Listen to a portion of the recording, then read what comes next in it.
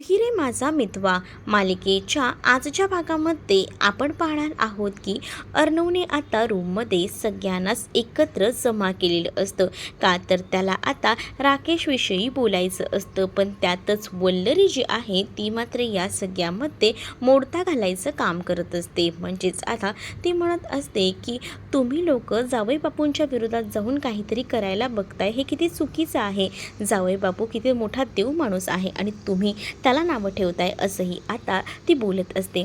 त्याच वेळेला मात्र आता वल्लरीच्या विरोधात घरातले सगळीजण जातात आणि या दोघांनी काहीतरी विचार केलाय म्हटल्यावर नक्कीच काहीतरी गोष्टी असतीलच ना, जरा तू शांत हो असंही आता म्हटलं जातं. आणि त्याच वेळेला तिला शांत करण्याचं काम ना इकडे आजी त्याचसोबत मामांनी केलेलं असतं. मामा आणि त्यासोबत आकाशही आता इकडे असणाऱ्या वल्लरीला सांगतात की निदान आधी त्यांचं प्लॅनिंग तरी ऐकून घे, ती त्यांना काय म्हणायचं आहे ते. त्यावर मात्र आता ईश्वरी आणि त्याचसोबत अर्णव आपलं प्लॅनिंग सांगायला तयार होतात, कारण आता त्यांच्याकडे 48 तासातले काही तास शिल्लक राहिलेले असतात आणि त्यांना हे सगळं काही लवकरात लवकर समोर आणायचंच होतं आणि यासाठी त्यांची धावपळ सुरू होती. दुसरीकडे अंजली आणि त्याचसोबत राकेश दोघंही जण आईस्क्रीम पार्टी एन्जॉय करत असतात. तर अंजली म्हणत असते की पहिल्याचा चिंटू आता राहिलेला नाही आहे. पहिल्यांदा तो माझी खूप जास्त काळजी करायचा, पण आता तो त्याच्या बायकोमुळे खूपच बदललेला आहे आणि आता तर म्हणे 48 तासाच्या आत तुमच्याबद्दलचे पुरावे आणणार आहे. त्यावर राकेशला पूर्ण कॉन्फिडन्स असतो की त्याच्याबद्दलचे पुरावे हे लोक आणू शकत नाही आणि त्यामुळेच तो म्हणत असतो की नको काळजी करू बायको, सगळं काही ठीक होईल, असं आता तो तिला म्हणत असतो. तेवढ्यातच तिथे दादा येतो आणि दादाने मागून येऊन ना आता हात ठेवलेला असतो राकेशच्या खांद्यावर. जसं आता दादा आलाय हे दिसतं, तसं मात्र आता राकेश खूपच दचकतो आणि राकेश पाहू लागतो. आणि काय मग वहिनी इथे कसं काय? मग काही नाही, असंच सहज असंच तो आता इकडे जी अंजली आहे ती म्हणत असते. तर राकेश आता घाबरलेला असतो, कारण त्याला माहिती असतं की आता आपलं काही खरं नाही आहे. हा माणूस आता इथं काही बोलायला नको असंच वाटत असतं. म्हणूनच आता ती मात्र बघतच राहते आणि म्हणत असते की काय झालं, इथे कसं येणं केलं. त्यावर मात्र थोडं काम होतं साहेबांकडे म्हणूनच आलो होतो आणि तो डोळ्याने इशारा करतच पैशांबद्दलच बोलायचा प्रयत्न करत असतो. अंजली बसलेली असतानाच आता मात्र इकडे राकेश उभा असतो. राकेश जसा उभा असतो ना तसं मात्र आता इथे मुद्दामूनच त्याला भडकवायचं काम मात्र सुरू असतं. राकेशला आता हात लावून तो म्हणतो की लक्षात आहे ना पैशांचं, उद्यापर्यंतची तुझी शेवटची मुदत आहे, असं बोलून त्याच्या खांद्यावर हात ठेवून त्याला समजावतो आणि जातानाच अंजलीला नमस्कार बोलून तो आता निघून जातो. मग राकेश थोडा चलबिचल झालेला असतो. मग अंजली थोडा डिस्टर्ब असते. अंजली म्हणत असते की हे असे ना हे थोडं विचित्रच वाटतात, पण नंतर राकेश तिला समजावतो नको काळजी करूस म्हणून, त्याचा स्वभावच तसा आहे. दुसरीकडे अर्णव आता सगळ्याचं प्लॅनिंग आता सांगत असतो, तर घरातले आता हे सगळं काही ऐकत असतात. पण दुसरीकडे आजी म्हणत असते की या सगळ्या गोष्टी अर्णव तू बोलतोयस त्या खोट्या असू देत प्लीज, कारण की ह्या घरातल्या जावयाबद्दल या गोष्टी ऐकूनच ना विचित्र वाटत आहे. पण आता आपल्याला ह्या गोष्टी ऐकाव्याच लागणार आहेत जर अर्णव आणि ईश्वरी एवढं बोलतायत तर, असं आकाशही म्हणत असतो. आकाश आणि मामा हे मात्र अर्णव ईश्वरीच्या पाठीशी ठामपणे उभे असतात. त्यावर मामा म्हणत असतो पण नेमकं काय काय करायचं आहे ते नीट सांग म्हणजे आम्हाला कळेल. मग मामाला आता अर्णव जो प्लॅन सांगतो ना तो पूर्णपणे म्युटेड असतो, फक्त त्याच्यामध्ये तो एवढंच बोलत असतो की आपल्याला एक काम करायचं आहे, ताईला तेवढ्या वेळात बाहेर ठेवायचं आहे आणि त्याचं काम तो आता वल्लरी मामीकडे देत असतो. वल्लरी मामीला सांगतो की तुला बाहेर घेऊन जायचं आहे तेव्हाच आम्ही घरामध्ये हे प्लॅनिंग करू. तर वल्लरी म्हणत असते की चला जाऊ दे, फायनली त्या माणसाचा खरा चेहरा तर सगळ्यांसमोर येतोय, त्यामुळे आता काही आमचे पैसे तर वाचणार आहेत, प्रॉपर्टीचे हिस्से तर पडणार नाहीत आणि म्हणूनच ना तो मार्गातला काटा जर बाजूला जात असेल ना तर ते बरंच आहे, असाही विचार ना आता सुरू असतो. आणि म्हणूनच आता ती म्हणत असते मनातल्या मनात जाऊ दे चला आपण ह्याला मदत करूया थोडीफार का होईना. तर दुसरीकडे आता पाहायला मिळत असतं की अर्णव जो आहे तो सगळं प्लॅनिंग सांगत असतो. ते सगळं म्युटेड दाखवलेलं आहे की त्याने कसं काही प्लॅनिंग केलेलं आहे ते सगळं काही. मग आता आकाश आणि त्यासोबत मामाला हे सगळं प्लॅनिंग आवडतं आणि ते मात्र अर्णवचं कौतुक करत असतात. अर्णवला म्हणत असतात की तू बोलतोयस ते अगदी बरोबर आहे, आपण करूया हे सगळं काही असंच तू सांगितलं आहेस तसं, त्यामध्ये काही प्रॉब्लेम नाही आहे. मग आता आजीसुद्धा थोडी विचित्र अवस्थेत अडकलेली असते, कारण आजी विचार करते की खरंच ना आपण चूक करतोय का ह्या सगळ्या गोष्टी करून. पण आता त्या माणसाचा जर खरा चेहरा घरातल्यांसमोर आणायचा आहे तर अर्णवला तेवढं धाडस तर करावंच लागणार आहे आणि म्हणूनच अर्णव ते सगळं प्लॅनिंग करतो. दुसरीकडे आता ईश्वरी ना हळूच बघत असते राकेशच्या काय हालचाली सुरू आहेत त्या. राकेशकडे आता पैसे नसतात आणि उद्याच्या उद्या त्याला त्या दादाला पैसे द्यायचे असतात आणि त्यामुळेच ना त्याची सगळीकडनं कोंडी झालेली असते. त्याला कळत नसतं की हे पैसे कसे मॅनेज करू, कसं काय करू आणि त्यामुळेच ना तो थोडा विचार करत असतो. तेवढ्यातच तिकडनं शिर्के येतो. शिर्केंच्या हातामध्ये पैशांचं बंडल असतात, म्हणजेच एकूण 25 लाख रुपये त्या पिशवीमध्ये असतात आणि शिर्के येत असताना शिर्केंचा धक्का राकेशला लागतो. जसा शिर्केंचा धक्का राकेशला लागतो ना तसं मात्र आता राकेश इकडे तिकडे पाहू लागतो आणि इकडे जे सगळं काही होत असतं तेच आता ईश्वरी बघून मजा घेत असते, कारण आता शिर्क्यांच्या हातात ना ती पैशांची बॅग खाली पडलेली असते आणि ती कागदाची पिशवी असल्यामुळे पूर्णपणे ती फाटते आणि त्याच्यातले पैसे बाहेर पडतात.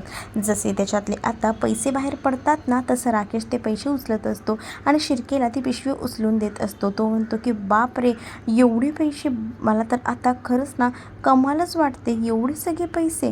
आता काहीतरी गडबड आहे, आपल्याला तर चांगला मोका मिळाला आहे, चांगली संधी मिळाली हे पैसे गायब करायची. म्हणूनच आता तो एकदम टेन्शन फ्री असतो. मग आता तो पैसे वगैरे उचलून त्या शिर्केंना देतो. शिर्के म्हणतो की थँक्यू, खरं तर माझं लक्ष नव्हतं. त्यावर शिर्केही म्हणतात की हो हो, माझंही लक्ष नव्हतं, त्यामुळे हा सगळा गडबड गोंधळ झालेला आहे. एकमेकांना दोघंही जण समजून घेत असतात आणि त्याच वेळेला आता इकडे पुढे आपल्याला पाहायला मिळतं शिर्केकडे बरोबर लक्ष असतं या इथे असणाऱ्या राकेशचं आणि राकेशवर लक्ष असतं ईश्वरीचं. ईश्वरी बघत असते की राकेश आपल्या प्लॅनमध्ये अडकतोय का, जे काही प्लॅनिंग केलेलं आहे त्यामध्ये. पण आता बरोबर राकेश अडकलेला असतो, कारण राकेश ना जसा असतो तसाच त्याचे रंग आता दिसत असतात. म्हणजे जेव्हा शिर्के अर्णवला पैसे द्यायला गेलेले असतात ना तेव्हाच आता राकेश कान लावून उभा असतो. तर शिर्के आता अर्णवकडे पैसे देतात आणि मग अर्णव त्यांना म्हणतो की ही पैशाची बॅग फाटली कशी काय. त्यावर अर्णवला ते सांगतात की खरं तर मी येत होतो खाली आणि धक्का लागला आणि त्यामुळेच ही फाटली, पण पैसे एकदम व्यवस्थित आहेत, पूर्ण 25 लाख रुपये आहेत, असंही आता शिर्के जे आहेत ते अर्णवला सांगू लागतात. आणि अर्णवला जेव्हा ही गोष्ट सांगतात ना तेव्हा अर्णव म्हणतो की ठीक आहे, बरं झालं इतक्या शॉर्ट नोटीसवर तुम्ही मला हे पैसे आणून दिले, असंही आता अर्णव बोलत असतो. तर हे सगळं काही लांबूनच राकेश पाहत असतो. राकेशला तर खूप जास्त आनंद झालेला असतो. राकेश विचार करतो की चला, आपल्याला जी गोष्ट हवी होती ती फायनली अशा पद्धतीने का होईना मिळते. मग आता ईश्वरीचं लक्ष असतं, ईश्वरीने बरोबर त्या राकेशला हेरलेलं असतं. जसं आता तिकडनं शिर्के निघून जातात ना तसं आता इकडे ईश्वरीसुद्धा राकेशची पाळत ठेवत असते, तीसुद्धा तिथून बाहेर पडते. त्यानंतर अर्णव कपाटामध्ये ते पूर्णपणे 25 लाख रुपये नीट ठेवतो, जेणेकरून उद्या ते त्यांच्या प्लॅनचा भाग असणार आहेत आणि त्यामुळेच त्याचं हे सगळं व्यवस्थित चालू असतं. इकडे मात्र आता ईश्वरी खूप जास्त खुश असते. ईश्वरी विचार करते म्हणजे जे काही प्लॅनिंग केलेलं आहे ते अगदी परफेक्ट केलेलं आहे. आता या सगळ्याबद्दल त्यांच्याशी तर बोलायलाच हवं. आता अर्णव जो आहे ते पूर्ण पैसे ना बॅगेत भरून ठेवत असतो, कारण त्याला असं वाटत असतं की बॅगेत भरून ठेवले तर ते सेफ आहेत, कारण कागदाच्या त्या पिशवीमध्ये ना ते पैसे एकदमच असे फाटलेले दिसत होते, कारण तो पेपर फाटलेला होता म्हणून. मग आता ती सगळ्याच ज्या गोष्टी ज्या आहेत त्या मॅनेज करते. तर दुसरीकडे मात्र आता पाहायला मिळतं की इकडे जी ईश्वरी असते ती खूप जास्त खुश होते आणि ईश्वरी येऊन उड्या मारायला लागते रूममध्ये. अर्णव म्हणतो काय झालं आहे. ईश्वरी म्हणते आपण जे काही प्लॅनिंग केलेलं होतं ना ते एकदम सक्सेस होत आहे आणि त्यामुळेच ना मला हा आनंद झालेला आहे. म्हणजे म्हणजे मला कळलं नाही. अगं आपण नाही का प्लॅनिंग केलं होतं सगळ्यांनी की या राकेशला अडकवायचं आणि त्या प्लॅनमध्ये बरोबर राकेश अडकत चाललेला आहे. त्याने ना खरं तर ना खूप मोठी पंचायतच स्वतःची करून घेतलेली आहे. त्याला असं वाटते की ह्या सगळ्यात तो यशस्वी झाला आहे, पण या सगळ्यात तो अडकलाय. मग आता मात्र हे सगळं जेव्हा आता ईश्वरी बोलते तेव्हा आता अर्णव जो आहे तो काही खुश होत नाही. अर्णव म्हणतो मी कधी खुश होतो तुला तर चांगलंच माहिती आहे, जेव्हा आपला प्लॅन सक्सेस होत ना तेव्हाच मी खुश होईन, आता काही मी खुश होणार नाही आहे. त्यामुळे इतकाही तू हे करू नकोस, आपला प्लॅन सक्सेस होईल तेव्हा आपण सेलिब्रेशन करूया, पण आता नको, असंही तो आता तिला म्हणतो. होतो. दुसरीकडे अर्णवला रात्रीच्या वेळेला झोप लागलेली असते, पण ईश्वरीला काही केल्या झोप लागत नसते. ईश्वरीच्या डोक्यामध्ये अनेक विचार सुरू असतात. मग तीही विचार करते की घरात एवढे 25 लाख रुपये आहेत आणि जर राकेश आला तर काय करायचं, आणि म्हणूनच तिची गोची झालेली असते. तिला कळत नसतं की काय करावं, म्हणूनच ती दार उघडून बघत असते. राकेश दाराला कान तर लावत नाहीये ना, असाही तिचा विचार असतो आणि म्हणूनच ती दार उघडून बघते. दार उघडून बघता क्षणी तिच्या लक्षात येतं की नाही इथे जे आहे ते कोणीसुद्धा नसतं. मग अर्णव मागून येतो आणि अर्णव ईश्वरीला हात लावतो. तसं आता ईश्वरी पाहत राहते आणि ईश्वरी म्हणत असते की थांबा ना, मी जरा लक्ष देऊन आहे. कसलं लक्ष देतेस, काय झालं आहे? अहो, आपल्या रूममध्ये 25 लाख रुपये आहेत, तर तेच बघत होती. रात्रीमध्ये जर तो राकेश आला तर आपल्या घरामध्ये आपल्या रूममध्ये पैसे घेण्यासाठी तेच बघत होती. तो आहे का इथे? मग त्यावर मात्र अर्णव ईश्वरीला म्हणतो, तू काय वेडी आहेस का? तुझ्या डोक्यावर परिणाम झाला आहे का? काय असा विचार करते? काही होणार नाही. आणि तो दाराला लॉक वगैरे लावून घेतो आणि तिला म्हणत असतो की बस इथे, काळजी करू नकोस, असंही आता तिला सांगितलं जातं. आणि जेव्हा तिला या सगळ्या गोष्टी सांगितल्या जातात तेव्हा आता ती निवांत झोपते. दुसऱ्या दिवशी सकाळी तिने गणूबाप्पासमोर आता दिवा लावलेलं असतं आणि तिला असं वाटत असतं की सगळ्या काही गोष्टी नीट व्हायला हव्यात, आणि म्हणूनच ती गणूबाप्पासमोर हात जोडत असते आणि म्हणत असते की गणूबाप्पा, मला आशीर्वाद दे. आजची जी 48 तासांची मुदत आहे ती आता संपत आलेली आहे आणि मग मला त्या राकेशचा खरा चेहरा सगळ्यांसमोर आणण्यासाठी बळ दे, असंही ती आता देवबाप्पासमोर हात जोडून म्हणत असते.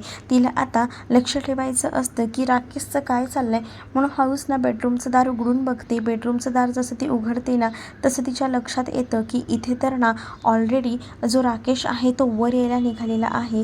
मग आता राकेश वर यायला निघालाय म्हटल्यावर ईश्वरी ही मुद्दामून ना अर्णवला हाताशी घेऊन प्लॅनिंग करू लागते. अर्णवला आता ती सांगत असते खाणाखुणा करून की तो बाहेर उभा आहे.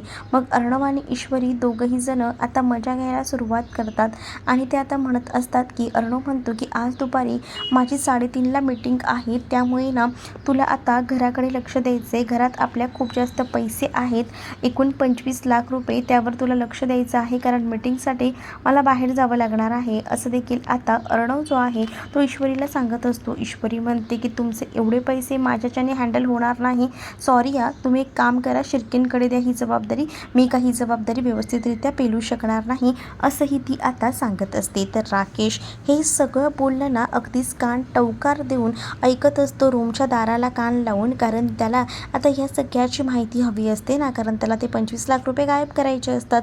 म्हणूनच तो दारात उभं राहून त्यांचं बोलणं ऐकत असतो. मग इकडे ईश्वरी ही मुद्दामून म्हणत असते की आता तुम्ही माझ्यावर एवढी मोठी जबाबदारी दिली, माझ्याकडनं काही निष्काळजीपणा व्हायला नको.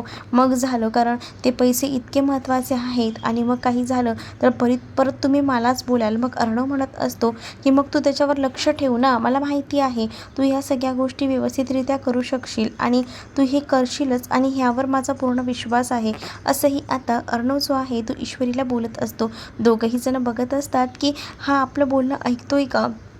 तर आता नेमकं त्याचं बोलणं वगैरे ऐकून झालेलं असतं आणि त्यामुळे दबक्या पावलानं तो बाहेर जायला निघालेलं असतं हॉलमध्ये, आणि त्यामुळे ईश्वरीच्या लक्षात येतं पायांचा आवाज आल्यामुळे की हा माणूस गेलेला आहे. आणि म्हणूनच ती अर्णवला म्हणत असते की 1 मिनटं थांबा आणि हळूच बोलून दार उघडून पाहते. तर तोपर्यंत राकेश जो आहे तो तिकडनं हळूहळू का होईना आता जिन्यातनं उतरत असतो आणि हे सगळं ईश्वरी बघते. ईश्वरी म्हणते की चला, हा प्लॅनसुद्धा सक्सेस, म्हणजे आता त्याला कळलेलं आहे की तुम्ही दुपारी घरात नाही आहात ते. मग तो आता ही संधी साधून नक्कीच ना चोरी करायचा प्रयत्न करेल आणि आपल्याला तेच हवं आहे. इथे राकेश म्हणत असतो की तुम्ही या वेळेला ना खूप मोठ्या अडचणीत येणार आहात, कारण राकेशला असं वाटत असतं की घरात कोण नाही आहे तोपर्यंत आपण पैसे घेऊ शकतो, आणि म्हणूनच राकेश म्हणत असतो की तुम्ही जितके हुशार आहात ना त्यापेक्षा मी हुशार आहे, असंही राकेश म्हणत असतो. ईश्वरी म्हणते की आता आपण फक्त हा प्लॅन एक्झिक्यूट करायला हवा. एकदा का प्लॅन सक्सेस झाला की बऱ्याच गोष्टी आपल्या व्यवस्थित होतील. दुसरीकडे आता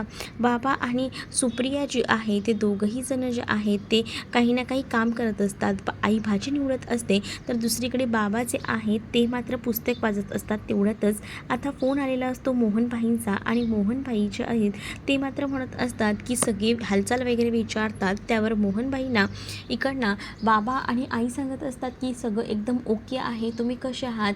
खरं तर ना माझं एक काम होतं, शुभंकरला नोकरी लागलेली ठरलेली होती आणि शुभंकरला तिकडे यायचं आहे. खरं तर मी शुभंकरसाठी फ्लॅट घेतला होता, पण त्याचं काम करण्यासाठी अजून निदान 2 महिने तरी जाणार आहेत आणि त्याला 2 दिवसातच ऑफिसला जॉईन व्हायचं आहे आणि त्यामुळेच ना आम्हाला कळत नाही आहे की काय करावं. थोडी राहायची गैरसोय झालेली आहे. त्यावर सुप्रिया म्हणते, इतकंच ना, आम्ही काय परके आहोत का? शुभंकर आमच्यासाठी परका नाही आहे. तुम्ही असा विचार करू नका. आमच्यासाठी तो खूप जास्त महत्त्वाचा आहे. त्यामुळे आम्हीही त्याला कुठेही असं एकट्याला सोडणार नाही. तुम्ही काळजी करू नका. आमच्याकडे त्याला पाठवून द्या आणि तसंही तो आमच्याकडे राहिलाच आहे की लहान असताना. मग कशाला इतका विचार करताय, असंही आता म्हटलं जातं. मग आता तो शुभंकरच्या बद्दलच थोडा हे असतो आणि म्हणूनच आता मोहनभाईसुद्धा म्हणतो की ठीक आहे, चालेल, तुम्ही म्हणताय म्हणून मग मी आता त्याला पाठवतो. मग तर झालं ना.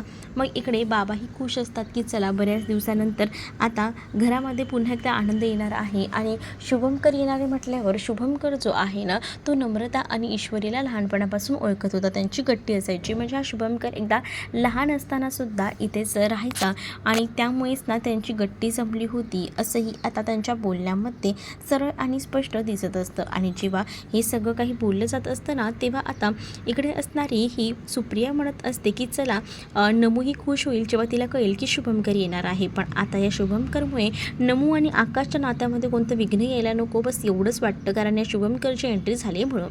दुसरीकडे आता अर्णव रूममध्ये असतो, तेवढ्यातच राकेश तिथे येतो. खरं तर राकेशला त्या पैशांची पडताळणी करायची असते की नेमके ते कुठे ठेवलेले आहेत आणि त्याचसाठी तो रूममध्ये आलेला असतो. पण रूममध्ये आल्यानंतर अर्णवला उगाच खोटं सांगत असतो आणि तो म्हणत असतो की मला ना जरा तुझ्या गाडीची चावी हवी होती. त्यावर तो म्हणतो की तुला माझ्या गाडीची चावी कशासाठी, का हवं हे सगळं काही, मला हवं आहे, दे ना, दे. आणि असं बोलूनच ना आता माझं थोडं काम होतं आणि यासाठी मला जरा तुझी मदत हवी आहे, तर तू देशील का गाडी? मन अर्णवने गाडी द्यायला नकार दिलेला असतो. अर्णवला माहिती असतं की हा माणूस कशासाठी इथे आला आहे. मग आता राकेश म्हणतो की मला असं वाटलं की तुला असं वाटेल की मी अंजलीचा नवरा आहे आणि तुला असं वाटलं असेल की तू मला एकदा तरी चावी देशील, पण तू तर काय मला चावी पण देत नाही आहेस, काय करू मी आता? तिथे आता ईश्वरी मुद्दामून आहे ना जी बॅग बाहेर काढते आणि ती बॅग आहे ना मुद्दामून अर्णवसमोर धरते. अर्णवही आता ती बॅग जी आहे ना ती आता मुद्दामून ओपन करून त्यातले पैसे मोजत असतो आणि जेव्हा तो ते पैसे मोजतो ना, तेव्हा आता त्याच्या लक्षात येतं की हे पैसे एकदम परफेक्ट आहेत. मुद्दामून त्याने राकेशसमोर त्या पैशांची आता मोजणी केलेली असते आणि जेव्हा त्या पैशांची मोजणी वगैरे होते ना, तेव्हा मात्र आता अर्णव मुद्दामून राकेशकडे बघत असतो. राकेश म्हणत असतो की चला, मी येतो, तू काय मला गाडी देणार नाही आहेस हे मला माहिती आहे. आणि असं बोलूनच ना आता मात्र तिकडनं तो निघून गेलेला असतो. पण अर्णव आणि ईश्वरीला बरोबर माहिती असतं की हा माणूस इथे कशासाठी आलेला आहे ते, आणि त्यामुळे आता त्याने आपल्याकडे असणारे पैसे वगैरे बघितलेत, त्यामुळे तो नक्कीच आता ही चोरी करायला सुद्धा येईल, हे पण माहितीच आहे ना आपल्याला, असंही आता म्हटलं जातं. मग आता अर्णव ईश्वरी पुढचं प्लॅनिंग करत असतात. ईश्वरी अर्णवला म्हणत असते की आता कुठे सगळ्या गोष्टी ज्या आहेत ना त्या योग्य वाटतात, परफेक्ट वाटतात, आता काही टेन्शनचं काम नाही असंच मला वाटते. पण आता आपल्याला हा प्लॅन व्यवस्थित मॅनेज करायला हवा. मी काय म्हणतो, मी आता जातो आणि त्यामुळेच ना सगळी तयारी करून घेतो. तसंही आता वल्लरीलासुद्धा कामाला लावलेलं असतं. वल्लरीलाही सांगितलेलं असतं की तू ही व्यवस्थित मॅनेज कर. पण दुसरीकडे ईश्वरी खाली असते आणि ईश्वरी खरं तर अंजलीची काळजी करत असते. अंजलीला म्हणत असते की तू वेळेवर गोळ्या घेत जा, कारण तू वेळेवर गोळ्या घेत नाही आहेस, असंही आता म्हटलं जातं. पण जेव्हा ह्या सगळ्या गोष्टी बोलल्या जातात ना, तेव्हा मात्र इथे अंजली म्हणत असते की उगाच नाटक करू नकोस, कारण ऑलरेडी तुझे 48 तास दिलेले आहेत, त्याच्यातले फक्त 2 तास शिल्लक आहेत. या 2 तासामध्ये तू काही करू शकणार नाही आहे. एवढ्या 46 तासांमध्ये तू काही करू शकलीस नाही, तर या 2 तासांमध्ये तू काय करशील, असंही आता इकडे अंजली जी आहे ती बोलत असते. अंजली जेव्हा ह्या सगळ्या काही गोष्टी बोलते ना, मात्र आता सगळेजण पाहत राहतात. सगळ्यांनाच धक्का बसलेला असतो, कारण अंजली आता तोंड सोडून बोलत असते. पण इकडे आता वल्लरी जी आहे ती अगदीच ठामपणे उभी असते आणि वल्लरी म्हणत असते की अंजली उगाच कशाला वाद वाढवतेस, तसंही आपल्याला प्रॉपर्टीचे कोणतेही हिस्से करायचे नाही आहेत. हे सगळं काही झालं आहे ना, मग आता ह्या सगळ्या गोष्टी ना ह्या ईश्वरीमुळे झाल्यात. मुळात आहे ना मी ह्यांच्यामुळे शांत बसले नाही, तर कधीच ना मी प्रॉपर्टीचा हिस्सा पुन्हा मागितला असता. पण आता ही काय 48 तासामध्ये करू शकणार शकणार नाही आहे, कारण हिने जर करायलाच झाली असती ना, हिने कधीच केलं असतं. हिला 48 तास काय 48 वर्ष झाले ना तरीसुद्धा हिच्या हाती काहीच लागणार नाही आहे, असं देखील अंजली म्हणत असते. त्यानंतर अंजलीने एक तांब्या आणि एक ताट आणलेला असतो आणि ती आता ईश्वरीला सांगत असते की पूर्ण 48 तास झाल्यानंतर तुझ्याकडे जर काहीच पुरावा नसेल ना, तर तुला ना काही झालं तरीसुद्धा आमच्या समोर केसचे पाय धुवावे लागतील आणि ते पाणीही प्यावं लागेल, असंही आता म्हटलं जातं. एवढं सगळं जेव्हा आता बोललं जातं ना, तेव्हा मात्र आता खूप मोठा धक्का घरात इतर सगळ्यांना बसतो आणि सगळीजणं आता म्हणत असतात की हे सगळं काय आहे. नाही अंजली, थोडं थांब, तू काय बोलतेस हे, असंही अंजलीला म्हटलं जातं. पण अंजली कुठे ऐकते. अंजली म्हणत असते की मला ना तुमच्या लोकांचं काही ऐकून घ्यायचं नाही आहे आणि सरळ तिने सांगून टाकलेलं असतं, मी काही आता इथून पुढे सहन करणार नाही आहे, कारण माझा विचार पक्का झालेला आहे, असंही आता म्हटलं जातं. आणि जेव्हा या सगळ्या गोष्टी बोलल्या जातात ना, तेव्हा मात्र सगळेजण शांत बसतात. परंतु आता इकडे असणारी ही तरी म्हणत असते की ठीक आहे हे सगळं, पण तुम्ही ना आता गोळ्या घ्या ना, कारण तुमच्या गोळ्यांची वेळ झालेली आहे, असंही आता अंजलीला म्हटलं जातं. पण अंजली कसली ऐकून घेते. अंजली तिकडनं निघून जाते. दुसरीकडे मात्र आता पाहायला मिळतं, अर्णव म्हणत असतो की इट्स ओके, नको काळजी करून घेऊ, मनाला वाईट वाटून घेऊ नकोस, कारण अर्णवला माहिती आहे की अंजली जी आहे ती तोंडाला येईल ते बोलत असते आणि त्याचा सगळा त्रास आहे ना इथे असणाऱ्या बिचाऱ्या ईश्वरीला होत असतो हे कळत असतं. पण दुसरीकडे वल्लरी ही मनातल्या मनात म्हणत असते की मला खरं तर ना हिला अंजलीला बाहेर घेऊन जायचे आणि मला या ईश्वरीला तोंडावर पाडायला आवडलं असतं, पण नको, खरं तर ना या माणसापासून मुक्ती तिला हवी असते आणि त्याचसाठी तिचे प्रयत्न सुरू असतात. दुसरीकडे बाहेर जो आहे ना तो एकटाच राकेश इकडे तिकडे फिरत असतो आणि त्यावर आता अंजली त्याच्याकडे जाते आणि अंजली विचारत असते की काय झालं आहे, तुम्ही असे का फिरताय. त्यावर तो काहीच नाही असं म्हणतो. पण त्याला ना पैशांचं टेन्शन असतं. अंजली जशी रूममध्ये जाते तसं त्याला राकेशला कॉल आलेला असतो दादाचा आणि दादाने सांगितलेलं असतं की तुला आज माहिती आहे ना दुपारपर्यंतची फक्त मुदत आहे, जर तू पैसे आणून नाही दिलेस ना तर बघ मी तुझं काय करेन ते, कारण मला माहिती आहेस तू आता राजशिर्केंच्या घरात आहे ते, तेव्हा मी ऐकणार नाही आहे तुझं काही. मग आता तो म्हणतो की ठीक आहे, तुम्ही मला दुपारपर्यंतची मुदत दिली आहे ना, मग मी करतो मॅनेज, मग तर झालं ना, असंही आता म्हटलं जातं. मग आता इकडे सगळीच जणं विचार करतात की आपला हा प्लॅन आता सक्सेस होणार आहे. अर्णवचं बरोबर लक्ष असतं राकेशवर. आता अर्णवही विचार करतो की चला आपल्याला 3:30 वाजता मीटिंगला जायचं आहे म्हटल्यावर तोही आता ब्लेझर वगैरे घालून तयार होत असतो. मग इकडे राकेश जो आहे तो खूप जास्त खुश असतो.